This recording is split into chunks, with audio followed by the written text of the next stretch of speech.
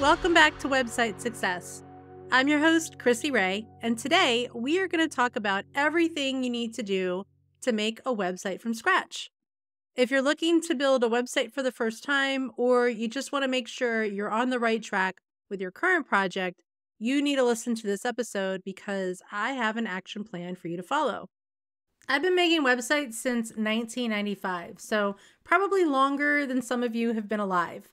And I use a plan. I've documented that plan in my Website Success Action Plan, which you can download for free from websitesuccessacademy.com. Just go to the resources section, download it, and you may want to actually pause this episode, grab that resource and download it, and then come back and listen to the episode because I'm going to go through everything that's in that action plan. My action plan has 5 phases, and those are planning, creating content, branding, building the website, and then maintaining and improving the website. Notice that you won't even get to building the website until the 4th phase of this process. And that's because you need to lay a strong foundation before you can build anything. I can't tell you how many times students and clients have tried to dive right into the building phase, and almost every single time they have run into problems because of it. Let's take a look at each of the phases, and I'll go into a somewhat deep dive on the steps that are involved in each phase. Phase 1 is all about planning your website. And because it's a pretty big, intensive phase, I did create a planner that you can download from websitesuccessacademy.com. Just go to the resources section and look for the website planner. The first thing that you do in the planning phase is identify your offer and its features and benefits. You can't really make a website unless you know what it's about, and it's generally going to be about your offer. Then you need to set some goals for your website so you can design your website and its calls to action and all of the other parts of it to guide users through things that are going to help you meet that goal, or goals, depends on how many you set. After you set your goals, you need to identify your target audience because that's going to guide how you create your content and brand your website. I usually at this point also create an ideal client avatar or an ICA that's based on that target audience so I can get a closer look at who exactly I'm trying to reach with my website. And the ICA is going to help me identify things like challenges and pain points, and those are going to help me figure out what content they need in order to make the decision to work with me. Another part of the planning is identifying and analyzing your competitors. And that's going to give you a lot of great information that you're going to use later on for your brand and possibly even for your content. It also allows you to create something called a unique value proposition, or UVP, that's going to help you define what sets you apart from the competition. At this point in the planning phase, I also like to make a rough outline of the content that I think I'm going to need that's going to guide me through my work in phase 2, which is going to be actually creating the content. During the planning phase, it's also important to make a list of any functionality you think the website will need, like a blog, e-commerce, scheduling, booking, anything like that. And the reason you want to do that is because this is also going to be where you select your website builder. You need to make sure that your website builder supports all of the functionality that you need. So you need to consider builders like WordPress or Squarespace, Wix, whatever other platforms are out there. If you're doing an e-commerce website, you might want to consider Shopify. There are lots of them out there, but you need to know what functionality you need in order to decide what platform you're going to get. You also need to create a tech stack that's going to support anything that your website builder doesn't handle. So things like creating graphics, sending your emails, things like that. Those are all going to be in your tech stack. And then after you do that, you do need to create a budget that includes everything from website hosting to hiring any professionals to do any work that you can't or won't do. And you always want to keep in mind when you're making your budget that you're going to need to spend time and or money to get your website up and running. So if you're not putting any money into your budget, you may not have money to spend in your budget just yet. You do need to plan on spending time to do it instead. And sometimes you might find that it's worth it to hire someone to do it for you because the amount of time that you're going to spend versus the amount of time a professional is going to spend could be pretty significant. The last step that I usually do in the planning phase is creating a timeline. So I have some sense of how long it's going to take to do everything. And don't worry if you don't know how long it's going to take. If you download my website planner, it does have some suggestions for the time that you should, as a non-developer, if I'm assuming that you're a non-developer, but if you're a non-developer, non-website designer, then I'm going to give you some estimates on time you should spend on each phase. And I will tell you, the planning phase for me usually takes the longest. Now, I know that sounds like a lot, and it is, but as I already mentioned, there is a website planner that'll guide you through it. It's a Google Doc. You can make a copy of it and fill in all of your information. Now, whether you use the content planner or not, I want you to spend at least a couple of days on planning your website and going through all of the steps. And then take a break, go back and review it, maybe have somebody else take a look at it before you move on to the content creation phase. And that brings us to phase 2, which is the content creation phase. This phase is really important for figuring out how to engage, retain, and convert your target audience. So once you've figured out who your target audience is, you need to figure out how to talk about your offer and how you're going to convince your target audience that they absolutely need that offer. I like to start this phase by creating a mission statement, a vision statement, and a value statement. And you might already have those statements for your business. If you do, great. But if not, the content creation phase is a great place to create them because they are going to help you refine your offer, give you a look at where you plan to go, and think about what values really matter to you and your brand. After you figure out your mission, vision, and values, you're going to establish your website's voice, which you'll eventually use for your brand voice in the branding phase, which is phase 3. So you can see all of these things kind of tie together. Another thing you're going to do during the content creation phase is think about the goals for your content. You've already thought about goals for your website, but now you need to think about specific goals for your content. What do you want the content to do?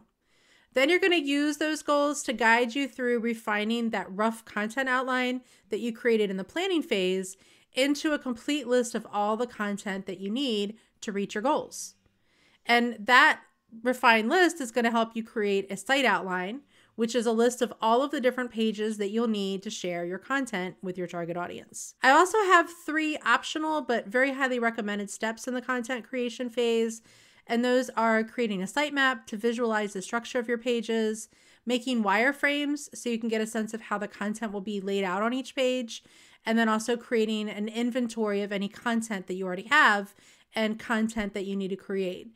This is especially helpful if you've already got a business, you've already got maybe printed documents, or you've been sharing things on your social media. So you might already have content that you can turn into web content. Now, after you have everything in place, you need to actually write all of the content. By the time you reach that step, you're going to be so immersed in what your target audience needs to know that it should be relatively easy. And if not, you can always get help with a copywriter, or you can even use some AI to give you a rough outline of what you need to write. But always make sure if you do use AI that you add a human touch to it. Don't just take what the AI gave you and put it up on your website. You want to revise it so it uses your voice and your words. Now, the final step for the content creation phase is to make any necessary legal pages like a privacy policy, disclaimer, cookie policy, things like that. If you're not an attorney, and I'm not one, so this is not legal advice, you'll either need to hire an attorney or get a service like Termageddon, which is what we use, termageddon.com, termageddon.com. We use them. It's like $120 a year, give or take. And they will give you all of the policies that you need for your website, including your cookie policy and also the cookie consent tool, which is required for some countries and some states. So they give all of that to you, and it's very inexpensive. It's a lot less expensive than hiring an attorney to do it for you. Now, if the content creation phase sounds overwhelming, and it can be, again, I have your back. I am working on a content workbook that will walk you through every single step. And once it's ready, I'll put it in the resources section of websitesuccessacademy.com. So you can keep checking there, or make sure you sign up for my mailing list so you'll get a note when it's ready. And if you download my website success action plan, then that will automatically sign you up for my mailing list. So you'll get notified when the content workbook is ready. The next phase in the process is your branding phase, phase 3. And your brand is going to help you make a great first impression on everyone who visits your website. And it's going to help make a great first impression on your business in general. Now, one thing I want you to remember is that while the brand should reflect your voice and your vision and your values and things like that, all of those things that you figured out in some of the previous steps in the process, it also needs to appeal to your target audience. It's more about your target audience than it is about you. Now, if you're just jumping right in and doing your brand before you do all of the other stuff, you will need to figure out your target audience, create an ICA and all of that. But you already did that in the planning phase. So you're ready to go and jump right in and start with the rest of the branding process. The very first thing that you need to do when you are working on a brand is some market analysis. You need to figure out, what are your competitors doing? What already appeals to your target audience? And find out from your target audience what actually appeals to them. What colors do they like? What sort of fonts are going to appeal to them? And you can use all of those things to help you create a color palette and choose fonts for your website and for your brand in general. Once I have all that information, I'll usually create something called a mood board.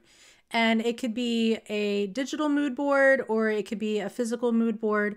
I usually like to create digital ones because then I can share them with people from my target audience to see if they like what's on there.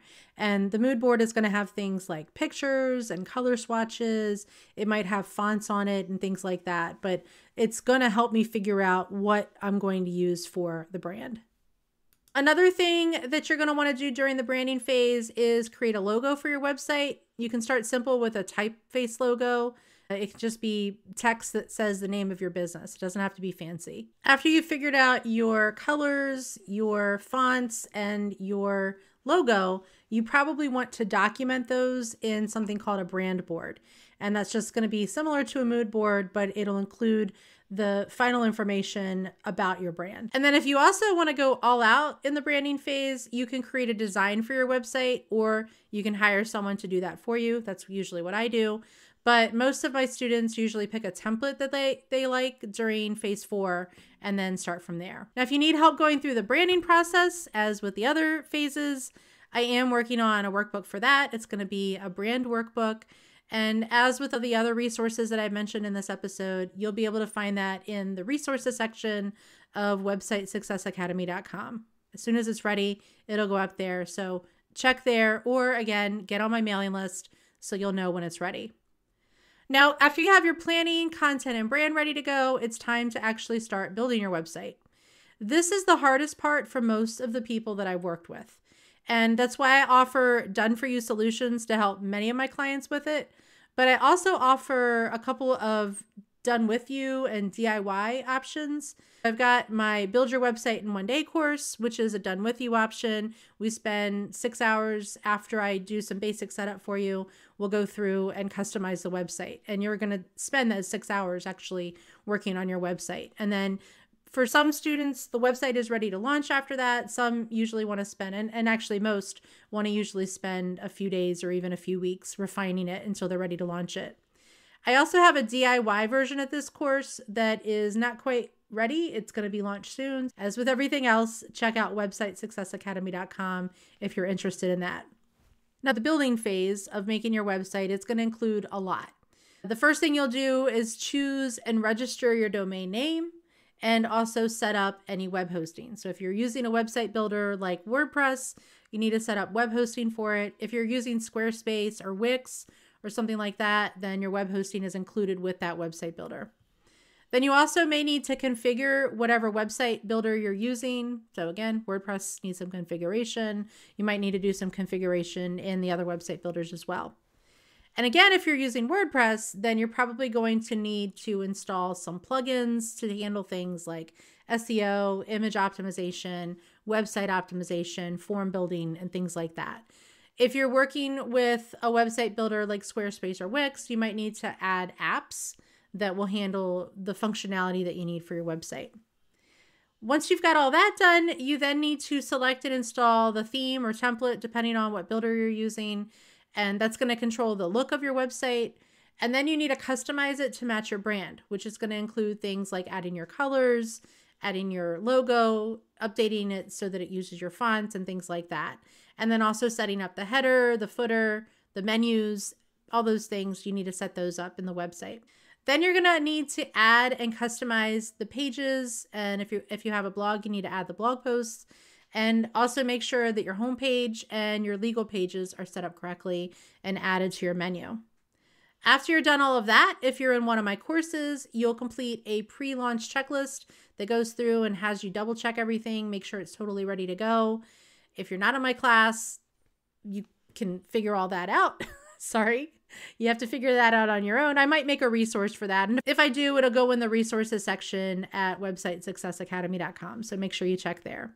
After everything is ready to go, you've double checked it all, you need to point your domain name at your website, but that's not it.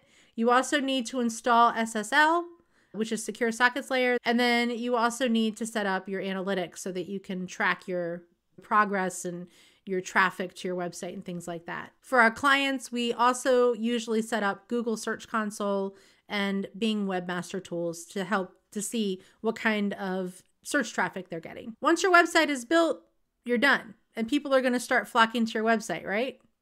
Not quite. There is still more to do. Your website is a living document, and you will need to maintain and improve it. And that's going to include doing things like optimizing it for search engines, creating a blog to share all your valuable information and entice users or entice your target audience to spend their money with you. You also need to monitor your website's analytics. So if you remember in phase 4, I talked about setting up analytics. You need to monitor those analytics and make changes to improve your website based on that information. And you also need to check your website's performance, and you need to tune that. Website performance can change over time for a variety of reasons, so you need to keep on top of that to make sure that your website is loading quickly for your users. And then another thing you need to do for some website builders is run software updates. So if you're using WordPress, you will need to run your software updates on a regular basis. And you also may find that you need to add new features to enhance your website. So if you don't start off with a blog, you might want to add one. If you don't start with e-commerce, you might want to add that. So think about what features you might need to add to your website to continue to improve it, to continue to appeal to your target audience, and maybe even reach new audiences. One other thing, you do need to promote your website. Organic SEO can help with that, and it can attract users to your website, but you should also consider things like social media and possibly even pay-per-click advertising if you need to drive traffic to your website. So you might be feeling kind of overwhelmed at this point. I know it's a lot, but lucky for you, I did break everything down into the steps that are in my website success action plan. So make sure you grab that. It's totally free. Again, go to the resources section of websitesuccessacademy.com and grab a copy of it. If you already have a copy from before, then you might want to grab a new copy because, as I mentioned earlier in this episode, sometimes I make changes to it. So check and make sure that there haven't been any tweaks since the last time you copied it. Remember that building a website is a journey, and it can be a long one, but with the right plan in place, you can create a site that effectively represents your brand and speaks to your target audience and convinces them to work with you. If you have any questions about making a website, check out the Website Success Lounge on Facebook. And until next time, I'm Chrissy, and this is Website Success.